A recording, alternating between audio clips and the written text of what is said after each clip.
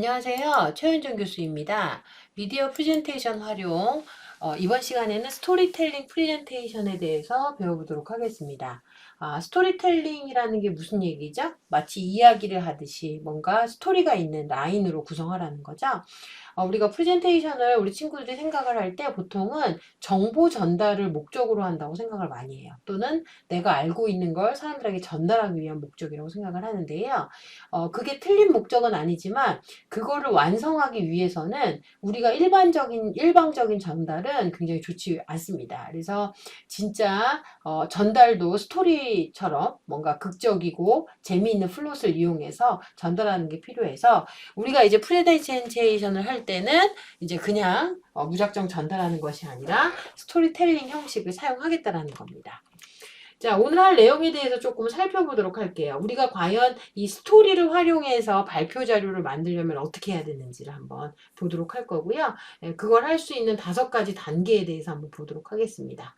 네, 뭐 핵심적인 메시지를 추출하고 탄탄한 논리를 확립하고 스토리 라인을 결정하고 헤드라인 그 다음에 오프닝까지 요 크게 5가지 스텝을 통해서 여러분들의 그 프레젠테이션을 조금 더 다이나믹하고 조금 더 재미있고 하게 이제 구성을 해보도록 하겠습니다. 그리고 이제 추가적으로 우리가 텍스트 기반 슬라이드를 또 많이 쓰실 일이 있어요. 예, 그거에 관련된 노하우를 설명을 드리고요. 전달 위한 스킬, 그 다음에 주의 집중 스킬을 같이 설명을 드리도록 하겠습니다. 자, 기본적으로 스토리텔링은 다음에 3법칙을 갖고 있습니다. 스토리텔링의 3법칙. 브루너라는 사람이 얘기했는데요. 우선 이렇습니다. 스토리는 길 필요는 없어요. 여러분이 전달할 때 시간이 모자라서 뭘 못한다 라고 말할 수 없다는 겁니다. 꼭 말로 할 필요는 없다. 반드시 우리가 스피치를 통해서 전달할 필요는 없다는 거예요. 우리가 지난 시간과 이번 학기에 계속 이어서 배우는 거가 뭘까요? 디자인을 단순히 예쁘게 하는 게 아니라 균형도 맞추고 의미화도 많이 시키는 작업들을 합니다. 예, 결국은 뭐냐면 우리가 100마디 말보다는 한 컷의 그림이 더 효과적일 수 있다는 거예요. 그래서 이야기를 꼭 말로 할 필요는 없다. 그리고 이제 가장 이거죠. 동기부여입니다. 청중들로 하여금 가장 필요한 때, 그 다음에 필요한 형태로 그런 니즈가 있어야지만 그것이 도움이 되고 결국은 나의 프레젠테이션의 목적이 달성이 된다고 볼 수 있습니다. 자, 이런 3원칙에 근거를 해서 우리가 뭔가 이제 스토리 라인을 잘 구성을 해야 돼요. 자, 이번에는 3뷰를 통해서 한번 짜임새 있게 스토리를 만들어 보도록 하겠습니다. 자, 여기서 이제 3뷰라는 재미있는 용어가 나오는데요. 여러분들 보시는 것처럼 프리뷰. 뭘까요? 뭔가 미리 관심을 끌 수 있는 뭔가 훅이 필요하다라는 겁니다. 일종의 긴장감이죠. 들어가기 직전에 필요한 겁니다. 그럼 진행하는 동안은 어떤 게 필요할까요? 포인트 뷰가 필요합니다. 뭔가 콕콕 집어주는 거죠. 말 그대로 정확히 정의를 해주고 짜임새 있게 하고요. 그 다음에 사용자의 어떤 그 혜택이나 이익을 줄 수 있는 것들, 그리고 이제 보통 이런 거 할 때 첫째, 둘째, 셋째 이렇게 표현을 많이 하죠. 그것처럼 3가지 서브 파트를 주는 것도 가장 좋은 역할 중에 하나입니다. 자, 마지막으로 리뷰예요. 뭐냐면 실제 뭔가 그 최종적인 결론 단계에 가서 잘 마무리를 해줍니다. 정리도 해줘야 되고요. 그 다음에 뭔가 슬로건이나 상징적인 이미지를 전달해 주는 것도 좋은 방법 중에 하나입니다. 자, 스토리텔링 라인을 만들려면 결국은 우리에게 필요한 게 바로 시나리오입니다. 시나리오. 자, 이 시나리오라는 건 일종의 스토리 라인이라고 보시면 돼요. 자, 그런데 우리가 이제 시나리오를 짜라 그러면 우리 친구들이 전달해야 될 내용 처음부터 끝까지 서론, 본론, 결론 이렇게 생각할 수도 있어요. 근데 이제 그거는 너무 틀에 맞췄기 때문에 자칫 재미없고, 진부하고, 그 다음에 전달하다 보면 전달하는 사람들도 힘들고 듣는 사람도 힘들 수 있습니다. 그래서 여기서 약간 팁이 나와요. 아날로그 플래닝을 한번 활용을 해봐 라는 게 나오는데요. 이게 뭐냐면 여러분들이 이번 특정 주제라든지 전달하고자 하는 프레젠테이션이 있다. 그러면 그거에 대한 우리가 지난 시간에 배워봤죠. 브레인스토밍을 한번 해보시는 거예요. 자, 어떤 내용과 요소들을 전달해야 될지를 단순하게 브레인스토밍을 하는데 할 때는 포스트잇을 이용해서 하시는 거예요. 그러면 포스트잇 하나당 여러분의 아이디어 하나 또는 어떤 특정 주제 그 다음에 또 전달하고 싶은 뭔가 팁 이런 것들이 나오겠죠. 그러면 이 포스트잇을 이용을 하면 어떻게 할 수 있어요, 이걸요? 뭔가 카테고라이징을 할 수 있어요. 그러니까 뭔가 우리가 브레인스토밍에서 했던 것처럼 왠지 뭐 특정, 그러니까 소위 말하는 진짜 주제든 그 다음에 이슈든 아니면 뭔가 사건이든 네, 여러 가지 요소를 구성을 할 수가 있어요. 뭐 여러 가지 주제가 나올 수도 있고, 예, 이렇게 나올 수도 있겠죠. 이걸 어때요? 포스트잇이니까 다양하게 배치할 수가 있어요. 그러면 원래대로 하면 우리가 일반적으로 하는 게 어때요? 기승전결 처음에 도입하고 설명하고 결론을 내잖아요. 그렇게 해서 할 수 있지만 그렇게 하면 너무 재미없을 것 같아.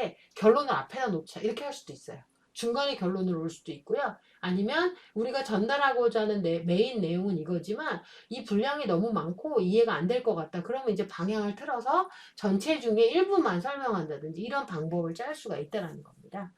그래서 우리가 이제 이 포스트잇을 활용하시게 되면 굉장히 다양한 형태의 이야기, 시나리오를 만드실 수가 있습니다. 자, 이제 저희가 본격적으로 그러면 이런 스토리 기반으로 할 때 어떤 프로세스를 통해서 하는 게 좋냐? 네, 총 5개의 프로세스가 나오고 있어요. 네, 첫 번째 프로세스는 핵심 메시지를 추출하라는 겁니다. 자, 하나하나 살펴보도록 할게요. 자, 여러분이 전달하고자 하는 내용을 그냥 머릿속에만 두는 게 아니고 요약식으로만 적는 것도 아니고요. 말 그대로 핵심적인 메시지를 추출해야 되는 거예요. 자, 이거는 가장 좋은 건 주어 서술어의 완전한 문장으로 적는 게 좋습니다. 예를 들어서 이런 거죠. 2007년 이후에 정자동 주상복합 매매 가격은 큰 폭으로 하락하고 있다. 2007년 이후 지역 평균 시세는 매년 약 5.9%씩 지속 하락 중이다. 어때요? 굉장히 어떤 때나 숫자나 어떤 팩트 중심으로 되고 있죠. 2006년 평당 3천만 원 선이던 평균 매매가는 현재 2천만 원대 초반까지 하락했다. 네. 요즘에 상승하고 있지만 하여튼 그렇습니다. 이렇게 뭔가 완전한 의미가 있는 문장으로 소위 말하는 소주제를 정하는 게 좋다는 겁니다. 네, 그러면 이제 이걸 가지고 어떻게 하냐? 말 그대로 탄탄한 논리를 확립하셔야 돼요. 두 번째입니다. 자, 뭐냐면 이거예요. 사실과 주장을 혼돈하시면 안 돼요. 예를 들어서 사실은 팩트입니다. 뭐예요? 뭔가 객관적인 사실이에요. 아까 얘기했던 것처럼 뭔가 통계 자료든지 뉴스든지 아니면 실제 경험담이든지 책에서 왔든지 하는 그런 객관적인 사실, 즉 과거의 일이 많습니다. 그 외에 이제 주장, 여러분이 이제 전달하고자 하실 좀 의견들인 거죠. 이거는 굉장히 주관적이고 미래적인 겁니다. 그리고 약간 개인적으로 봤을 때는 임팩이 있을 수도 있지만 편견이 있을 수도 있다는 거죠. 그래서 우리가 발표할 때 그러면 사실이 많아야 될까요? 주장이 많아야 될까요? 당연히 사실이 많아야 됩니다. 사실에 근거해서 얘기해야 설득할 수 있고요. 사실에 근거해서 이야기해야지만 진실성을 확보할 수가 있다는 겁니다. 그리고 필요한 경우에 군데군데 여러분의 주장을 넣어주시면 돼요. 네. 그래서 여러분이 사실을 하실 때는 반드시 자료의 출처나 의미나 시사점이 좀 들어가면 좋을 것 같고요. 여러분의 주장은 약간의 입증은 필요합니다. 어떤 거에 근거해서 내가 이런 주장을 펼친다 라는 포인트가 필요하고요. 그 다음에 좀 너무 지나친 것보다는 적당한 종류와 적당한 양이 좋다라는 거죠. 자, 그러면 이제 사용자들로 하여금, 청중들로 하여금 뭔가 동기 유발이 돼야 더 이 논리나 설득이 될 거예요. 자, 그렇게 할 수 있는 거를 저희가 WWHR 구조라고 얘기를 합니다. 우선 what, 무엇을 설명하려고 하느냐. 예, 과연 이 사람들로 하여금 설명하려는 주제가 뭔지를 알아야 되는 거고요. 그 다음에 내가 이걸 왜 알아야 되냐라는 거예요. 예를 들어서 이제 요즘에 이제 그 뭐 이슈가 많이 되는 것 중에 뭐 코로나도 있고, 네, 부동산도 있어요. 우리 친구들한테는 뭐가 더 와닿아요? 그렇죠. 아무래도 부동산보다는 코로나라는 이슈가 훨씬 더 잘 와닿을 거예요. 그 이유 중에 하나는 우리가 활동하는 많은 행동 반경이 코로나로 인해서 많이 좁아졌고 우리 수업도 이렇게 비대면으로 하는 현상이 벌어졌다는 거예요. 그래서 그런 걸 보면 아마도 코로나에 관련해서 이야기하는 게 훨씬 더 재미있을 것 같고요. 그 다음에 이 코로나에 대해서 얘기할 때도 학창 생활이라든지 조금 우리가 학교 생활을 조금 더 효율적으로 할 수 있는 거, 자, 이렇게 비대면 시기대에 우리의 커리어를 쌓을 수 있는 방법들, 이런 거에 대해서 얘기하는 게 훨씬 낫다라는 겁니다. 구체적인 방법이 좋아요. 우리 코로나가 끝날 때까지 기다립시다. 이런 거는 별로, 가장 좋은 해법이지만 현실적이지 않죠, 지금은요. 지금 코로나가 우리가 종식되는 거는 우리의 희망이지만 언제 될지 알 수 없는 상황이기 때문에 지금의 이 비대면 상황을 확실히 적용을 해서 우리의 교육 환경을 최대한 예, 대면처럼 할 수 있게 한다. 그래서 우리가 이제 실시간 강의 같은 것도 하게 되는 거고, 그 다음에 여러분들이 뭔가 피드백이 주고받을 수 있는 형태의 다양한 구성들을 하게 되는 거죠. 자, 그리고 이제 뭔가 결론도 줘야 돼요. 자, 결론은 아무래도 이익이 필요하겠죠? 근데 때로는 불이익을 강조해도 좋아요. 이건 뭘까요? 불이익이 있다면 학생들 또는 청중들이 그걸 피해가기 위해서 생각할 거예요. 네. 그래서 때로는 너무 일반 오리지널리하게, 그러니까 결국은 가장 많이 쓰는 스타일보다는 조금 더 다이나믹하게 변화를 주는 역동적인 스케일이 훨씬 더 좋다라는 거. 그래서 뭔가 어떤 그 설득 또는 여러분들이 뭔가 취할 수 있게 뭔가 개인을 하기 위한 어떤 희망을 주는 것도 좋고요. 그 다음에 이제 어떤 손실에 대한 공포감을 주는 것도 네, 좋습니다. 이게 이제 약간의 네거티브 전략이라고 할 수가 있겠죠. 그래서 그런 거에서 우리가 말했던 핵심적인 메시지를 이제 탄탄한 논리로 확립을 하는 게 필요합니다. 그러면 결국은 우리가 포스트잇 하나에 올라갈 정도의 어떤 그런 문구들이 완성이 됐을 거예요. 자, 그걸 가지고 뭐예요? 네, 스토리 라인을 결정하시면 됩니다. 자, 여기 보면 M1부터 M21까지 나와 있는데요. 이게 이제 여러분이 뭐 포스트잇이 20장이 될 수도 있고 10장이 될 수도 있고 뭐 30장이 될 수도 있고 그래요. 그리고 다양한 컬러가 있죠. 컬러를 가지고 분류 작업을 하셔도 되고요. 아니면 붙였다 뗐다 작업을 하실 수도 있어요. 쭉 여러분의 어떤 이야기와 구조를 딱 만들었더니 이거를 예를 들어서 M1부터 M21까지 쫙 배치를 하니까 이런 모양이 나왔다는 거죠. 근데 중요한 건 이거예요. 이렇게 쭉 물 흐르듯이 흐르는 게 자연스러워 보일지 모르지만 여러분들 알겠지만 여러분도 수업 들어보면 어때요? 아무리 좋고 재미있는 수업도 졸릴 때가 있어요. 네. 제가 아무리 좋아하는 교수님의 수업, 아무리 관심 있는 수업을 들어도 몸이 피곤해서 졸 수도 있고 그 다음에 집중력이 떨어질 수도 있어요. 그래서 결국은 그거를 방지하기 위해서는 중간중간에 말 그대로 포인트를 주는 게 필요해요. 뭔가 확실하게 의미화를 시킬 수 있는 액센트를 주는 게 필요한 겁니다. 여기는 뭐가 들어갈까요? 약간의 변화가 될 수도 있고요. 아니면 중간에 여러분의 의견이 들어갈 수도 있는 거고요. 아니면 뭔가 너무 지루하고 힘든 것 같다. 그러면 잠깐 쉬는 시간을 가질 수도 있고 제가 이제 주로 활용하는 방법은 동영상을 틀어주는 거예요. 네. 이제 똑같은 목소리도 계속 들으면 이게 졸릴 수밖에 없거든요. 네, 그래서 가끔 재미있는 동영상이나 짧은 동영상들 이제 수업에 관련된 것도 좋지만 그렇지 않아도 약간 환기시키는 것도 좋아요. 아니면 신문 기사나 뉴스 같은 거를 해주는 것도 좋습니다. 자, 이렇게 쭉 흐르는 형태로 플롯을 구성할 수도 있고요. 아니면 이렇게 브릿지 형태로 할 수도 있어요. 앞에 어느 정도 그룹핑을 해서 얘기를 해주고 한번 뭔가 변화를 줄 수 있는 브릿지를 주고 나서 클로징까지 내려가는 방법도 있습니다. 여러분들이 이제 생각하는 것보다 훨씬 더 다양한 형태로 스토리 라인을 결정을 할 수가 있고요. 스토리 라인을 결정할 때 주의할 점은 이겁니다. 전체적인 시간을 좀 고려하실 필요가 있어요. 네, 이게 전체적인 시간을 고려를 해서 너무 넘치지 않는 상태에서 작업을 하시는 게 필요하고요. 그리고 대부분의 경우 발표 시간은 줄어들면 줄어들었지 절대 늘어나진 않습니다. 그러니까 최소한 우선순위를 조금 나눠서 스토리를 구성하는 게 필요합니다. 자, 이렇게 스토리라인을 완성을 했으면 주요한 문구들도 완성이 됐을 거예요. 그러면 이제 우리 아까는 주어 동사에서 구체적인 문장으로 하라고 그랬잖아요. 근데 잘된 슬라이드는요, 문장으로 되어 있지 않아요. 다 약어나 요약어로 되어 있습니다. 결국은 헤드라인을 작성을 하셔야 돼요. 네. 제목도 헤드라인으로 제목뿐만이 아니라 본문의 내용들도 요약형 형태의 소위 말하는 이제 개조식이라고 얘기를 하죠. 요약 형태로 이제 말해야 됩니다. 가장 중요한 건 제목이에요. 자, 우리가 이제 슬라이드를 디자인을 하다 보면 가장 잘 보이는 위치가 어디죠? 네, 위쪽이에요. 그리고 여러분들 슬라이드 작성하면 가장 글씨를 크게 쓰는 라인은 또 어디죠? 제목이에요. 바로 이 윗부분에 해당되는 부분입니다. 자, 근데 여기에 여러분이 썼던 대부분의 문구를 기억해 보면 뭐예요? 목차, 서론, 변론, 결론. 그 다음에 또 뭐 있죠? 무슨 예시, 뭐 이런 식으로.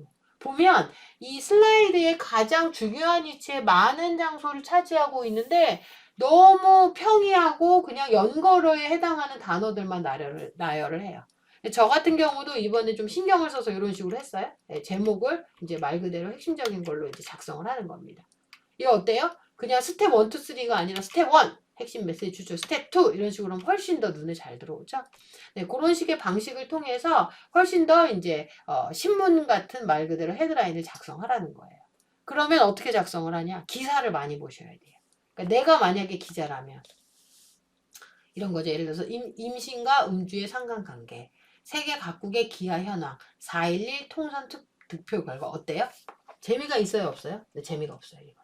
어떻게 해요? 이거를 좀 더 자극적이고 약간 표현이 자극적이지만 좀 더 확실한 단어로 바꿔주는 겁니다. 예를 들어서 한 6단어 정도, 너무 길지는 않게, 뭐 우면산 터널도 맥쿼리의 혈세 퍼주기, 세금 먹는 하마 이유 있었는데, 이제 이런 식으로 바꾸라는 거예요.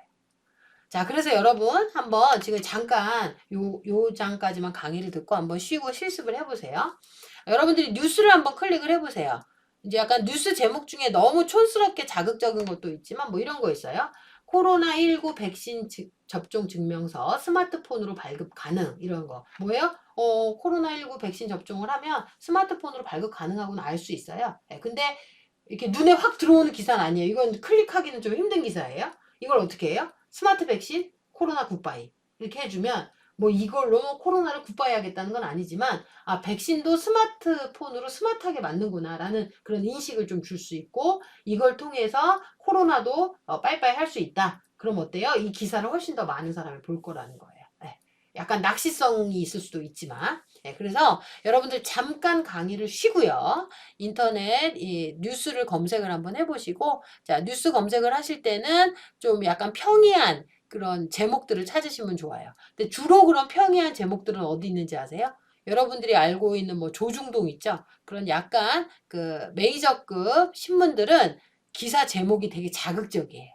근데 요런 약간 인터넷 주간지나 이런 것들은 조금 이렇게 약간 좀 밋밋하고, 예, 그런 제목들이 좀 많이 있습니다. 그래서 그런 거 중심으로 한두 개 정도 고쳐보시면 좋을 것 같아요. 잠깐 강의를 멈추시고 꼭 실습을 해보시기 바랍니다. 자, 이제 우리가 헤드라인까지 잘 뽑았고 실제 문장들도 다 요약형으로 만들었다면, 네, 오프닝에 좀 신경을 쓰셨으면 좋을 것 같아요. 우리가 대부분 프레젠테이션을 할 때 중요한 거를 결론이라고 생각을 많이 해요. 뭐 저도 그렇게 생각을 많이 했습니다. 근데 여러분들 기억해 보시면 알겠지만, 강의를 들으면 뭐가 제일 기억에 남으세요? 언제가? 대부분이 시작입니다. 시작은 우리가 정신이 깨어있기 때문에 그렇고요. 그 다음에 또 언제가 기억이 나죠? 쉬는 시간. 다행인 건 쉬는 시간 직전의 상황은 잘 기억 못해요, 우리 친구들이. 쉬는 시간만 기억을 하는 경우가 있습니다. 그래서 실제 전달을 할 때는 두 갈씩이 좋습니다. 그래서 오프닝에 신경을 많이 쓰시는 게 좋아요. 오프닝 소재는 굉장히 다양해요. 뭐 예를 들어서 저 같은 경우는 수업을 시작을 할 때 오늘 봤던 뉴스라든지, 또는 제가 뭐 주로 아침에 많이 듣는 경제 뉴스 같은 거 있거든요. 그때 얘기를 굉장히 많이 합니다.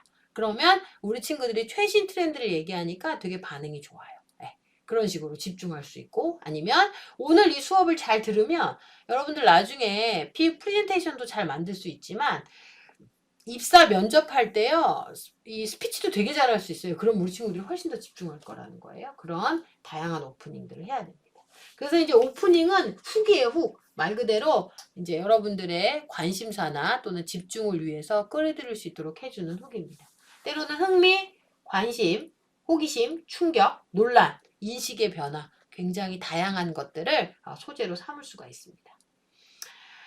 자, 그리고 이제 우리가 이 슬라이드 우리가 디자인을 하게 돼요. 네, 이거는 조금 다른 얘기긴 하지만, 슬라이드 디자인은요, 데코레이션이 아니에요. 설계라는 거죠, 설계. 그리고 우리의 스토리도 마찬가지예요. 우리의 스토리도 디자인을 해야 돼요. 설계를 해야 돼요. 데코레이션이 아니에요. 자, 뭔지 아시겠어요? 설계는 뭔가 제대로 된 구조화를 시키는 겁니다. 데코레이션은 뭐예요? 그냥 여기다가 꽃 달고 여기에다 색칠하고 여기다 종이 붙이고 뭔가 장식하는 거예요. 덕지덕지. 그런 게 아니라는 거예요. 그래서 결국은 우리가 스토리 라인 또는 이거에 맞춰서 슬라이드 디자인까지 설계하는 개념을 가지고 해야 된다라는 걸 꼭 기억해 주시기 바랍니다. 또한 우리가 전달하고자 하는 이 프레젠테이션은 누구를 향해서 전달해요? 청중들을 향해서 전달한다는 겁니다. 청중의 특징을 좀 기억하셔야 돼요. 청중은, 네, 말 잘못하면 상처받기 쉽고요. 그 다음에 청중은, 네, 집중력이 많이 떨어지기 때문에 게으릅니다. 그렇지만 또 중요한 건 뭐죠? 청중은 파워를 갖고 있어요. 어떠한 파워? 제 수업을 듣는 여러분 중에 저보다 더 똑똑하고 훌륭한 교수들도 나올 거고요.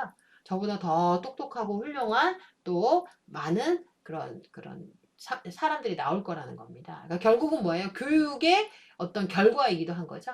그러니까 지금 보기에는 청중들이 되게 타율적이고 되게 수동적으로 보이지만 실제 여러분이 전달하는 내용을 통해서 변화할 수가 있다는 거예요. 우리가 입사 프레젠테이션 할 때도 마찬가지죠. 어때요? 네, 결국은 그 면접관을 설득해야 되는 거고 그 면접관에 감동을 줘야지만 우리가 뽑힐 수가 있다는 겁니다. 자, 오프닝 훅 얘기를 조금만 더 해볼게요. 뭐 흥미, 관심, 호기심 이런 거를 통해서 결국은 뭐죠? 전체 이게 본론이 되겠죠? 본론과 주제로 가기 위한 호기심 이런 것들을 할 수 있다라는 그런 중요한 위치를 또 해줄 수가 있습니다. 그래서 반드시 오프닝 훅 잘 활용하시기 바랍니다.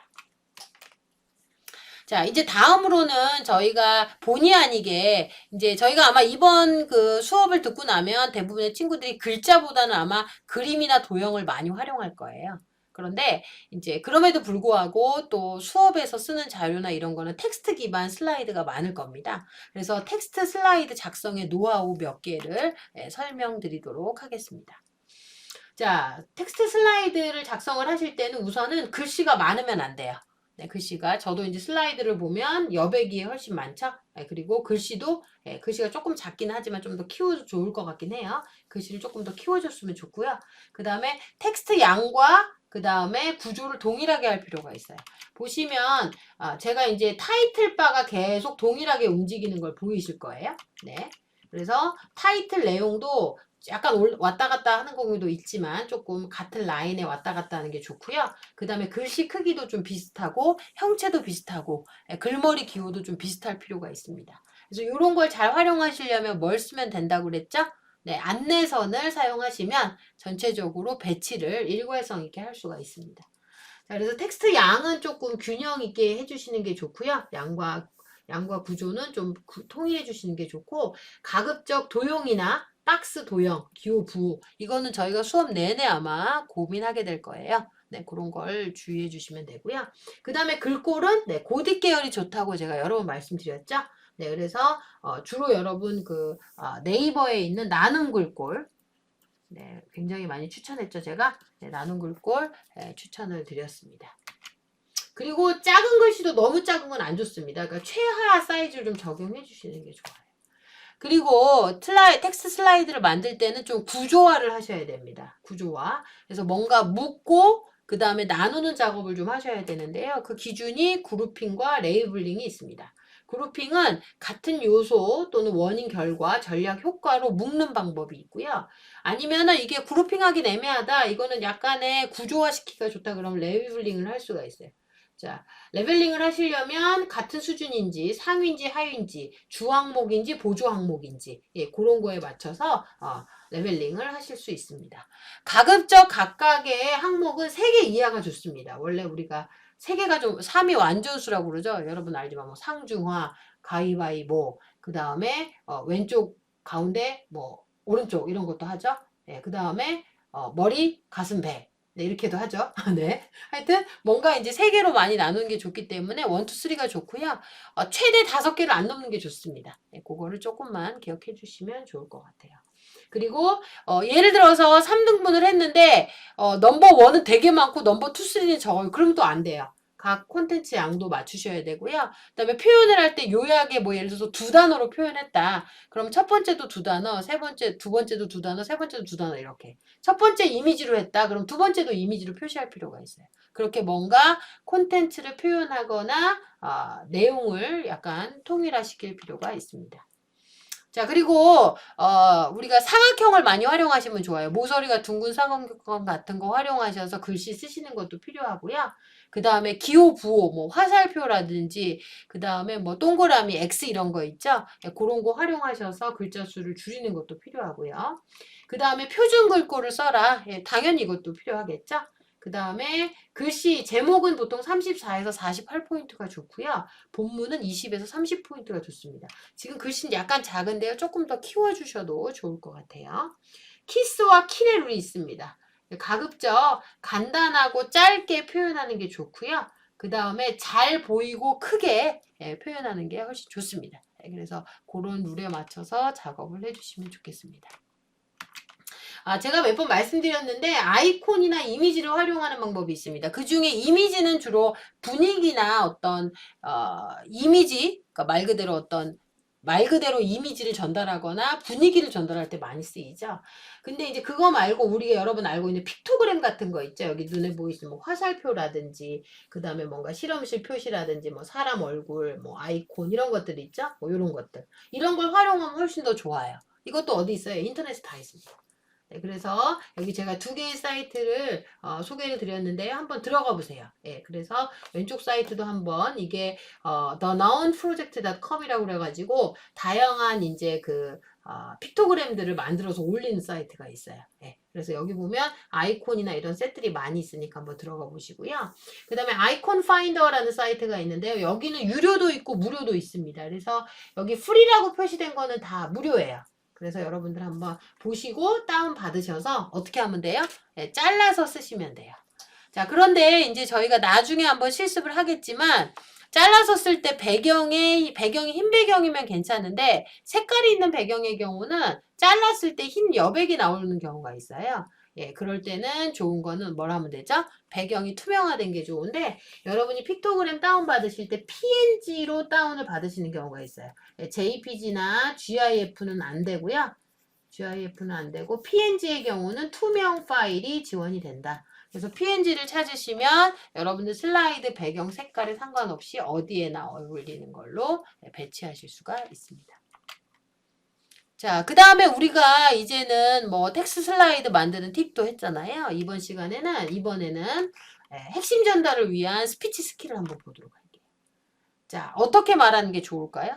열정적으로 말하는 게 좋겠죠? 그런데 재밌는 건 소리가 작아야 더 집중이 잘 된대요. 이제 이런 경우죠. 여러분, 지금 핵심 전달을 위한 스킬을 강의하고 있습니다. 잘 안 들리죠? 그럼 어떻게 해요? 하던 일을 멈추고 잘 듣기 위해서 귀를 쫑긋 세워요. 자, 당연히 제가 이제 이게 온라인 강의로 하니까 여러분은 볼륨만 키우셔도 되긴 하죠. 그렇지만 때로는 작은 소리가 훨씬 더 집중력이 좋아요. 이건 현장에서 쓰는 겁니다. 그런데 현장에서도 너무 작은 것만 길면 금방 졸리겠죠? 그래서 가급적 열정적으로 전달하는 게 좋습니다. 큰 소리, 큰 입, 높은 톤. 네, 높은 톤이 좋습니다. 솔톤 말하듯이 하고요. 네, 3스텝 그래가지고 뭔가 3개로 나눠서 얘기하는 게 좋습니다. 비유를 드는 것도 좋아요. 천천히 얘기해 주시고요. 네, 사례를 들거나 짧게 전달해 주시고 제스처나 여백을 활용하시는 것도 좋습니다. 자, 3단계로 나누는 게 좋다고 그랬죠? 그래서 예를 들어서 주제 설명할 때도 개요 부분 1, 2, 3, 본론 부분 1, 2, 3, 요약도 1, 2, 3 이렇게 해주시면 좋습니다. 그럼 이제 나중에 학생들이 이제 필기를 하거나 기억을 할 때도 도움이 많이 됩니다. 자, 천천히 얘기하시는 게 좋아요. 저는 말이 좀 빠른 편이긴 한데요. 네. 그래서 대부분의 학생들이 온라인 강의를 빨리 감게 하는데 제 거는 그렇게 못한다고 하더라고요. 네. 1분에 120에서 145도는 더 말하는 것 같아요. 네, 하여튼 그 정도가 좋다고 하고요. 그리고 이제 문장을 말할 때 끊어 말하는 게 좋습니다. 이제 단아까처럼 네, 짧은 문장으로 말해주세요. 네, 1주어 1동사로 말하시면 좋습니다. 이렇게 딱딱 끊어주시는 게 좋습니다. 그래서 이제 여러분들 발표하는 걸 나중에 한번 녹음해서 들어보시면 도움이 많이 돼요. 반드시 녹음해서 들어보세요. 그러면 굉장히 만연체로 말을 많이 합니다, 우리가. 네, 그래서 다나 이런 걸로 안 끝나고 뭐를 했는데요, 그랬고요 이렇게 돼 갑니다. 네, 좀 쑥스럽기도 하고 맺는 게 좀 부자연스러운 것도 있을 수 있어요. 네. 자, 그리고 이제 끊어읽기 하시는 거 기억하시고요. 당연히 문어체보다는 구어체로 얘기를 해야겠죠. 네, 그리고 문서는 그리고 네, 강의는 말입니다. 그래서 말하듯이 하는 게 좋습니다. 자, 비유를 많이 쓰는 게 좋아요. 이거는 쉬운 방법은 아니지만 이제 비유를 많이 사용을 하면 됩니다. 그래서 제가 수업하면서도 그런 얘기 많이 했죠. 청중 입장에서 생각하면 네, 전달하는 내용을 조금 줄일 필요가 있어요. 그렇죠? 그리고 이제 저도 그런 얘기를 들었었는데 여러분 수업을 들을 때 청중한테 남는 건 뭘까? 네, 제가 전달하는 내용이 100이면 한 50 남을까요? 뭐 70? 100? 30? 누가 그러더라고요. 학생들이 질문한 것만 남는데요. 네. 질문을 아무도 안 하면 네, 수업은 남는 게 없다는 얘기죠. 네. 그렇게까지도 얘기할 수 있어요. 그래서 결국은 좀 잘 전달할 수 있는 방법들을 고민해 보시면 좋겠습니다. 자, 핵심 전달을 위한 스킬이 몇 가지가 있는데요. 제스처를 활용하시는 방법이 있어요. 제스처는 제가 지금 화면상으로 보여드릴 수는 없지만 제가 수업 시간에 잠깐 설명을 드리도록 할게요. 그러니까 수화를 활용하듯이 하시면 됩니다. 자, 이제 sweep, numbers, comparison, period, verbs, timeline 이런 것들이 있습니다. 이건 제가 수업 시간에 직접 보여드릴게요. 자, 주의 집중을 위한 몇 가지 팁이 있는데요. 이건 뭐냐면 강의나 프레젠테이션을 하다가 너무 지루해서 학생들이 졸고 있다, 청중이 존다 어떻게 해야 되냐? 네, 아이디어예요. 네, 설득을 할 필요도 있고, 예, 개그나 유머를 할 수도 있고요. 선물을 주는 거죠. 예, 수업 열심히 들으시면 제가 커피 쿠폰 쏠게요. 그럼 아마 모든 친구들이 다 눈을 동그랗게 뜰 거예요. 동영상 보여주는 거 아주 좋습니다. 그리고 화면만 보여주지 말고 판서를 하는 것도 예, 좀 주의를 환기시킬 수 있다고 그래요. 그 다음에 실제 이야기. 예를 들어서 뭐 제가 서울예대 다닐 때는 어떻습니다. 이런 거. 그 다음에 그룹 팀 짜서 디스커션 시켜도 잠 깹니다. 스트레칭도 좋고요. 네, 그 다음에 중간에 시험 보면 다 잠 깨죠. 네, 그리고 뭐 조별 활동을 할 수도 있고 게임을 할 수도 있고 뭐 조명을 잠깐 끌 수도 있고 여러 가지가 많죠. 네, 제일 좋은 것 중에 하나는요. 잠깐만 휴식하는 거랍니다. 네. 자, 이제 여러분 앞으로 스토리텔링 같은 거 여러분들의 그런 전달하고자 하는 내용을 아주 아이디어 좋게 플롯도 잘 구성하셔서 전달할 수 있으면 좋을 것 같아요. 네. 자, 이번 시간에는 스토리텔링 프레젠테이션을 통해서 우리가 다이나믹한 구성, 그 다음에 조금 더 전달력을 좋게 하기 위해서 여러 가지 프레젠테이션을 구성하는 팁들, 스피치의 팁들, 그 다음에 텍스트 슬라이드 만드는 팁들을 배웠습니다. 여러분들 수고 많으셨고요. 네, 이번 강의는 여기서 마치도록 하겠습니다. 감사합니다.